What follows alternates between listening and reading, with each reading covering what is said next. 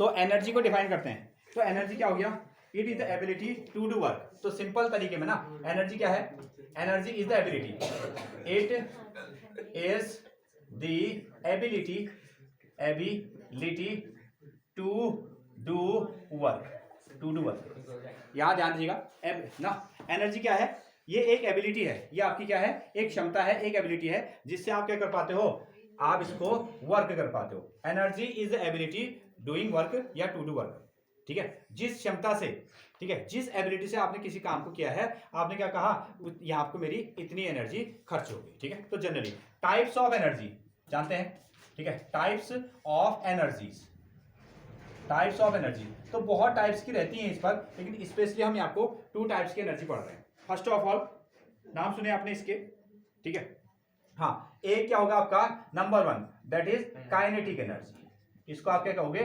Kinetic energy, kinetic energy, okay. Number second 1 is, दूसरा type क्या हो जाएगा, बताएं क्या, हाँ, पोटेंशियल एनर्जी। दूसरी टाइप की जो एनर्जी होगी उसको हम लोग क्या कहा करेंगे, पोटेंशियल एनर्जी कहा करेंगे, ठीक है।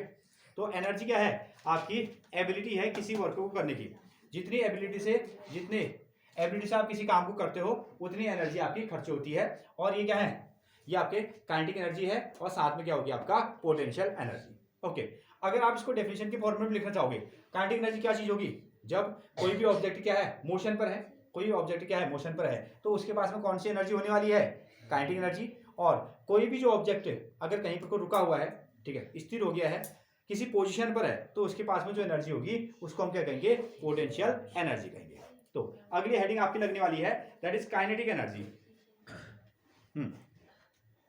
तो टाइप्स ऑफ एनर्जी के बाद में आप इसमें हेडिंग लगाएगा। So next one is kinetic energy, इसको आप लिखने वाले हैं काइनेटिक एनर्जी, ये हो जाएगा आपका काइनेटिक एनर्जी। तो जब कोई ऑब्जेक्ट मोशन पर है तो उसके पास कैसी एनर्जी होगी, काइनेटिक एनर्जी होगी। तो energy possessed by an object, इसको आप लिखिएगा energy possessed by an object. An object, किसी ऑब्जेक्ट ने ना कुछ एनर्जी को रखी है, energy possessed by an object by virtue, ठीक है, by virtue of its motion, by virtue of its motion, ठीक है। कोई ऑब्जेक्ट क्या है, सुनो, कोई ऑब्जेक्ट मोशन पर है तो तब उसके पास में जो एनर्जी है उस एनर्जी को हम लोग क्या कहते हैं, kinetic energy.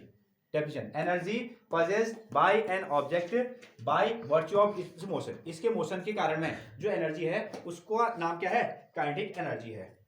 By virtue, energy possessed by an object by virtue of its motion is called its kinetic energy, it's kinetic energy, kinetic energy, ठीक है। इसको हम लोग क्या कहेंगे, इसकी काइनेटिक एनर्जी कहेंगे।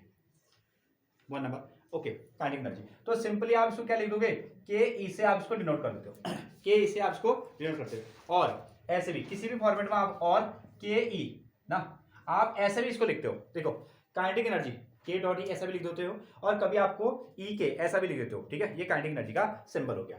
अगेन, जितना वर्क होता है उतनी ही एनर्जी क्या होती है, खर्च।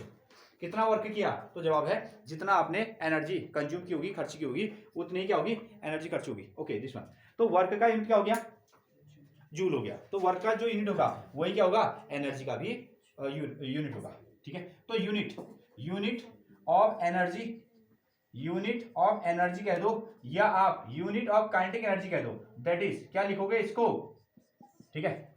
एनर्जी का जो यूनिट होगा उसको आप क्या लिखने वाले हो, जूल लिखने वाले हो, एनर्जी को आप जूल लिखोगे, JOUL, ठीक है।